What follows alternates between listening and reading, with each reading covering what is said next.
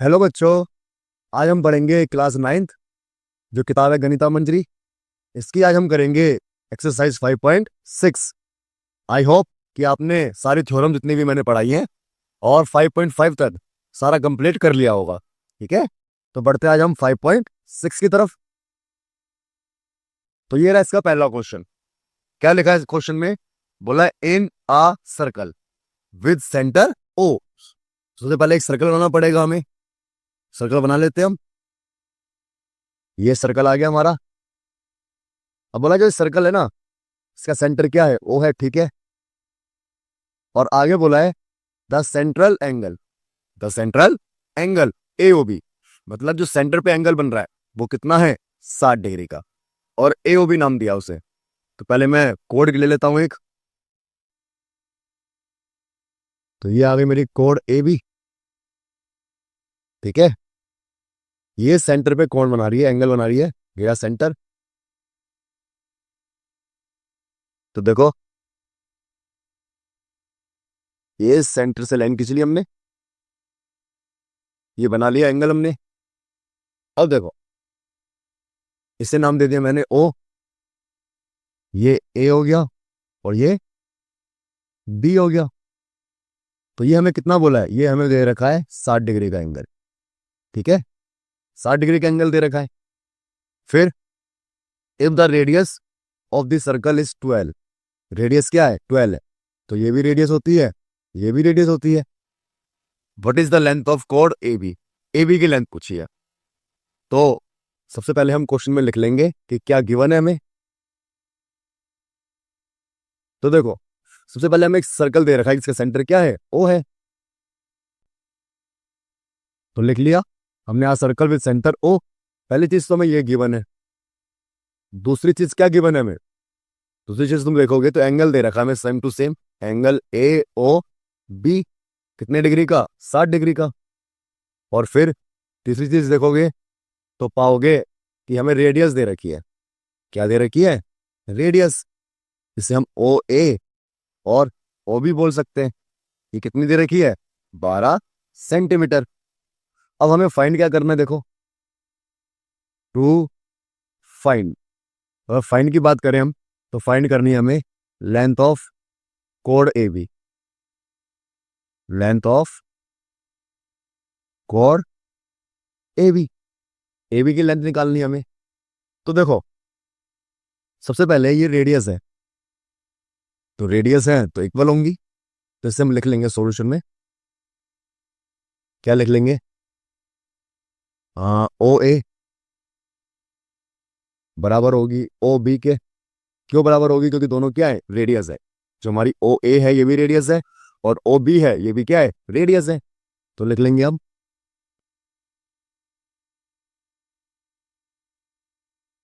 तो लिख लिया हमने reason, radii of same circle. अब इसके बाद ध्यान रखना, अगर कोई ट्रेंगल है, ऐसे मैंने पढ़ाया था आपको 5.2 या 3 में, अगर उसकी ये वाली साइड्स इक्वल है तो उसके ये वाले एंगल भी क्या होंगे? इक्वल होंगे। ध्यान रखना हमेशा, ये वाले एंगल भी क्या होंगे? उसके इक्वल होंगे। तो ये जो एंगल हमारा ए है और ये वाला एंगल बी है और ये वाली साइड्स इस वाली साइड्स के इक्वल है, मतलब जो एंगल ए है और एंगल बी है दोनों क्या होंगे? इक्वल होंगे। तो इसे लिख लेंगे हम कि एंगल ए इक्वल होगा एंगल बी के। रीजन क्या लिखेंगे? तो रीजन लिख लिया हमने, angle opposite to equal sides are equal. Opposite sides के जो इक्वल होते हैं एंगल। ठीक है, अब देखो, अगर आपको दिख रहा होगा ओ ए बी, तो ये क्या है? ट्रायंगल है। लिख लेंगे हम in triangle O A B. क्या है? ये ट्रायंगल है। और ट्रायंगल में सारे एंगल को मिला के कितना आता है? 180 आता है। तो लिख लेंगे यहाँ पे हम एंगल ए ओ बी जमा में एंगल ए और एंगल बी, इन तीनों को मिला के कितना आएगा? 180। रीजन होता है इसका एंगल सम प्रॉपर्टी। लिख लेंगे इसे। लिख लिया एंगल सम प्रॉपर्टी। तो अब देखो, जब मैंने एंगल सम प्रॉपर्टी लिख लिया इसे, तो एंगल हमारा ये 60 डिग्री है। अब मुझे बताओ, क्या मैं एंगल ए की जगह बी को लिख सकता हूँ? बिल्कुल। इसे मैं अगर इक्वेशन फर्स्ट नाम दे दूं तो एंगल ए की जगह बी को लिख सकता हूँ या फिर बी की जगह ए को लिख सकता हूँ, दोनों बात सेम है। तो मैं एंगल ए की जगह क्या लिख लूंगा? बी को। तो ये भी क्या हो गया? Angle B. यहाँ पे हम लिख लेंगे फ्रॉम, कौन से इक्वेशन से आया है, पहली से, तो ये लिख लिया मैंने फ्रॉम इक्वेशन फर्स्ट। अब ये 60 प्लस इधर आके क्या हो जाएगा, माइनस, और ये बी 2 बार है तो ये क्या हो जाएगा, 2 एंगल बी 180, 60 प्लस में था, इधर आके क्या हो गया, माइनस में। तो ये बचा हमारे पास, कितना बचा, 120। अब यहाँ पे 2 मल्टीप्लाई में है, इधर आएगा तो क्या हो जाएगा, डिवाइड में, कट गया। तो ये आ गया मेरा एंगल बी, कितना आ गया, 60 डिग्री। ठीक है, एंगल बी कितना आ गया मेरा, 60 डिग्री। तो जब ये एंगल बी मेरा 60 डिग्री आ गया, तो यहां से देखो ये बात कंफर्म हो जाती है कि ए एंगल ए और एंगल बी दोनों क्या होंगे, 60 डिग्री के होंगे। और एंगल ओ पहले से ही मुझे दे रखा है 60 डिग्री का, तो तीनों एंगल क्या होगा इसमें, इक्वल हो गए, 60 डिग्री के हो गए। तो हम कह सकते हैं यहाँ पे, क्या कह सकते हैं, देखो हम यहाँ पे कह सकते हैं, here angle O, angle A और एंगल बी कितने डिग्री के हैं, 60 डिग्री के। जब 60 डिग्री के हो गए तो सारे एंगल क्या हो गए, इक्वल हो गए। और जब सारे एंगल 60 डिग्री के होते हैं ट्रायंगल में, तो ये होता है इक्विलेटरल ट्रायंगल। तो इसे लिख लेंगे, ये जो सिंबल है इसलिए का सिंबल है, तो लिख लिया,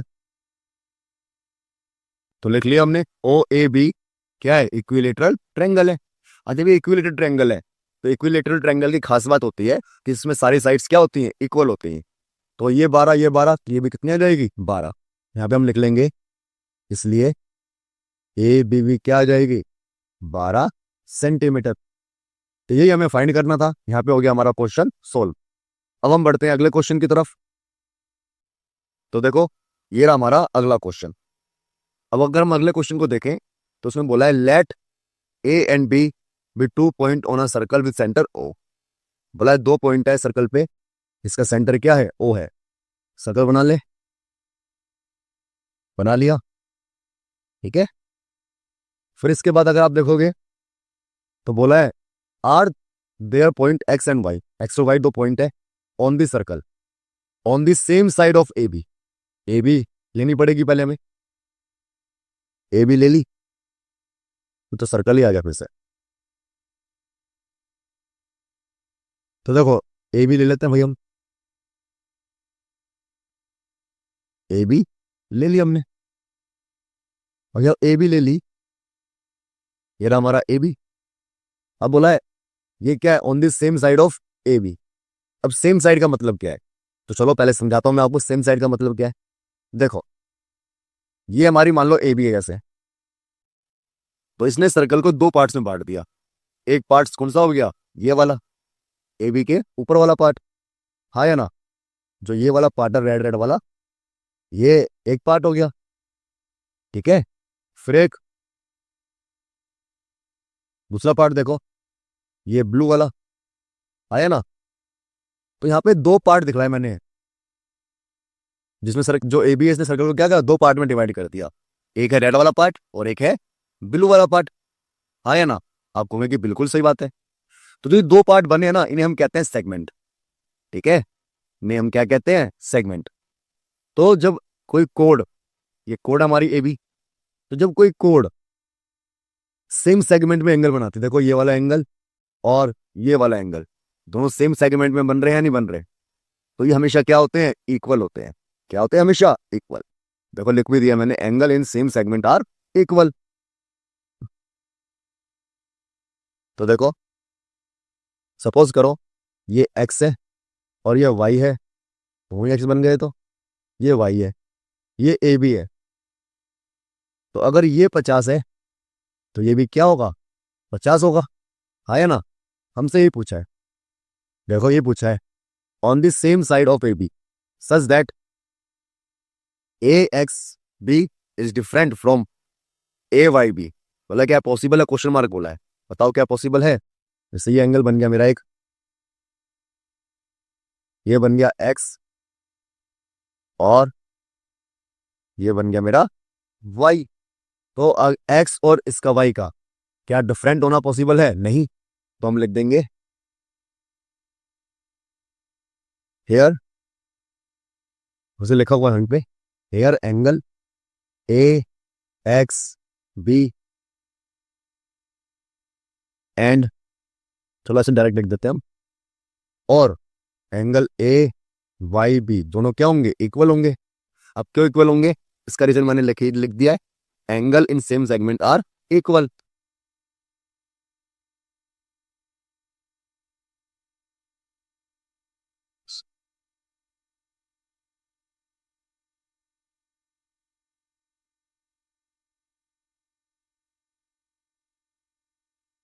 तो इसका रीजन लिख दिया, angle in same segment are equal. यहां भी लिखा हुआ है angles in same segment are equal. ठीक है, अब हम बढ़ते हैं इसके पार्ट 2 की तरफ। अब पार्ट 2 में बोला है इज इट ट्रू, क्या बोला है, क्या ये सच हो सकता है कि ये वाला एंगल और ये वाला एंगल बराबर है? देन एक्स और वाई जो लाई है, एक्स और वाई जो पॉइंट है लाई करता है सेम साइड ऑफ सर्कल। तो इसमें दो केस बनेंगे, ये पॉसिबल हो भी सकता है और नहीं भी। देखो, अगर सर्कल की बात करें, ये सर्कल है सपोज करो, अगर ये दोनों एंगल ए और बी इसी तरफ बने तो ये इक्वल तो होंगे। वैसे ये 50 है तो ये भी क्या होगा? 50 होगा, पता ही है आपको। ये तो ये एक्स और ये वाई, ये ए बी है। तो अगर ये देखो, सर्कल जो ए बी है, ए बी ने दो सेगमेंट में डिवाइड कर दिया। अगर ये वाले एंगल हमारे सेम सेगमेंट में बन रहे हैं तो हम कहेंगे कि हाँ बिल्कुल सही बात है ये, कि सेम सेगमेंट में बनेंगे और इक्वल भी होंगे। तो ये पहली बात तो क्या है, same side of the circle क्या हो जाएगी? ट्रू हो जाएगी। बट सपोज करो कि ये सर्कल है हमारा, जो ए बी है वो डायमीटर है। ए बी क्या है? डायमीटर है। अब जब ए बी डायमीटर है हमारा, तो ये वाली पॉसिबिलिटी भी बनती है कि यहाँ पे एक्स वाला पॉइंट हो, है या ना, और यहाँ पे हो वाई वाला पॉइंट। और आपको पता होना चाहिए जो डायमीटर होता है ना, ये कि अगर ये डायमीटर है, ठीक है, तो डायमीटर ना हमेशा सर्कल पर 90 डिग्री का एंगल बनाता है। तो ये भी 90 होगा, ये भी 90 होगा। तो देखो यहाँ पे जो एंगल ए एक्स बी है इक्वल हो गए, और ए वाई बी भी क्या हो गया? इक्वल हो गया 90 90। मगर क्या ये सेम साइड में है? तो ये सेम साइड में नहीं है। तो सेम साइड में हो भी सकते हैं और सेम साइड में नहीं भी, तो जरूरी नहीं है ये। तो देखो रीजन लिख लेंगे इसका, तो ये लिखा है मैंने। अगर इस वाले केस में होगा तो एंगल इन सेम सेगमेंट होंगे तो ये क्या होगा? इक्वल होगा। बट अगर ये डायमीटर ए बी क्या है? डायमीटर है, तो लिख लिया हमने it is true but not always. ठीक है, if A B is a diameter so X and Y lies on a opposite segment. जब हमसे पूछा है क्या सेम सेगमेंट में लाई करेंगे, तो कर भी सकते हैं और नहीं भी, जरूरी नहीं है। आया समझ में? बढ़ते हैं थर्ड पार्ट की तरफ इसका। ये रहा थर्ड पार्ट। देखो बोला है ए एक्स बी और ए वाई बी दोनों बराबर है, and X and Y do not lie on a circle. बोला Y do not lie on a circle, does the circle A B X, बोला एक ऐसा सर्कल जो ए बी एक्स से जा रहा है, क्या ये पास करेगा वाई को? तो देखो इसमें तीन केस बनेंगे, तीनों केस मैंने आपके लिए लिख रखे हैं, देखते हैं। ये रे, देखो अगर ये वाले एंगल हमारे सेम सेगमेंट में बन रहे हैं तो जो ए बी है, ये एंगल्स इक्वल बनाएंगी, 50 और 50। और जब एंगल इक्वल बनेंगे ना, तो हमेशा ये सर्कल जो ए बी और एक्स से पास करेगा वो वाई से भी पास करेगा ही करेगा, ध्यान रखना। देखो यहाँ पे ये एंगल आएगा, ठीक है, यहाँ पे लिख लिया angle A X B equal होगा एंगल ए वाई बी के, lies on a same segment, then circle will be pass through Y, Y से पास करेगा। अब अगला देखो, अगर ये angle angle A X B और ए वाई बी दोनों क्या हो जाए? 90 हो जाए। दोनों क्या हो जाए? 90 हो जाए। ठीक है, तो अगर दोनों 90 हैं, ठीक है, तो भी ये सर्कल से पास करेंगे, क्योंकि मैंने अभी अभी आपको पढ़ाया था कि अगर कोई चीज सर्कल ऐसे और ये डायमीटर है, और डायमीटर के द्वारा एंगल बन रहा है, तो ये हमेशा क्या बनेगा, 90 डिग्री का। यहाँ पे एंगल क्या हो गए, सेम हो गए, और जब सेम हो गए तो सर्कल भी क्या करेगा, पास करेगा। तो यही लिख लिया, जब एंगल ये दोनों क्या हो जाएंगे, 90 डिग्री के हो जाएंगे, तो सर्कल जो ए बी एक्स से पास हो रहा है वाई से भी पास होगा। अब अगला देखो, अगला बोला है इसमें, अगर ऐसा केस हो जाए कि एंगल इक्वल है मगर 90 नहीं है, सपोज करो ये भी 40 है, तो ये इस पे तो आ रहा गया, बट वाई से नहीं गुजरेगा, ठीक है, ये वाई से नहीं गुजरेगा। कितना है समझ में? तो ये वाला केस भी होता है जब 90 ना हो, ये तो ऐसे वाले केस में सर्कल है जो वाई से पास नहीं होता। अब इसका लास्ट क्वेश्चन ये रहा। अब देखो, जो ए बी सी डी है, इस सर्कल पे टच हो रहे या नहीं हो रहे, यहाँ पे ध्यान रखना, एक नया सर्कल आता है जिसे हम कहते हैं साइक्लिक, क्या कहते हैं, साइक्लिक क्वाड्रिलेटरल।